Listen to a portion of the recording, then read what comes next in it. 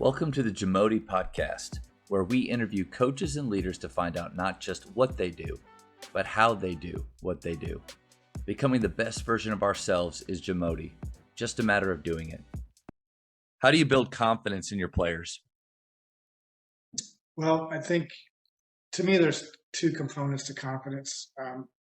Confidence can come from actually achieving results or from being able to perform a specific skill. And I think that's an important part of it, something that you've demonstrated you can do.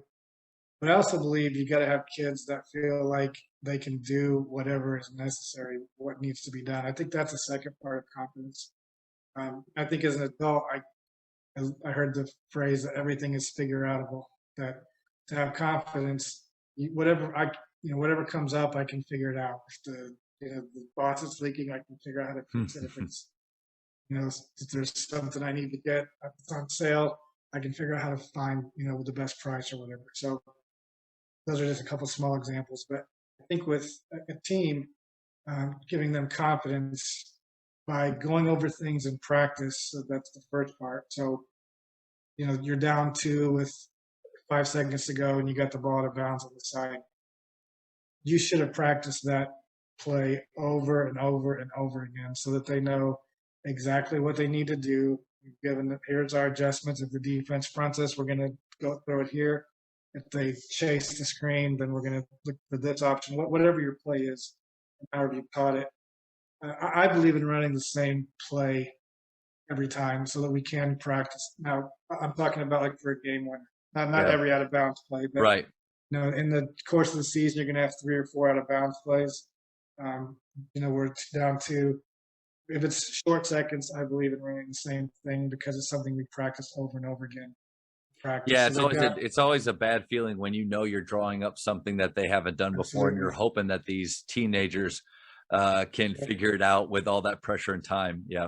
But I think that gives them confidence that, hey guys, or I coach boys, but hey guys or girls, we've done this in practice. You know exactly what we need to do. Anything the defense can throw at us, we've prepared for it. So all you gotta do is go out and run it. So that's a part of it.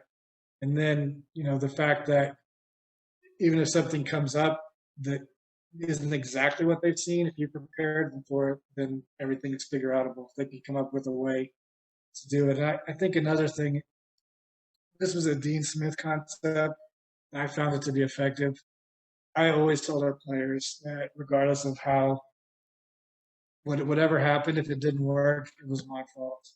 Like, I don't want you guys to worry that if you do what we practiced, you do what you've been taught, and if it doesn't work, I'll take the blame. And I thought a lot of times that helped. I remember particularly in a huddle my first year at school, we had practiced to play, but it was our second game of the year. And we hadn't, obviously we hadn't practiced as much as we would later on in the year. And so they weren't totally familiar with it. And the guy that was inbound the ball said, how do I know when to throw it or where to throw it? And I said, you just follow your instincts. And if it doesn't work, then I'll take 100% of the blame. And I could just kind of see the weight lifting from his shoulders. He didn't feel like it was as much as a burden that he was there. It was a burden that we were going to share together. So I think the fact that you practice it, they know that they can adjust to things as they see them come up, and that you're willing to take the blame, and that they're not the ones that has to take all the criticism if it doesn't go well. I think those 3 things are, to me, important in helping players develop confidence. Thank you for checking out today's episode.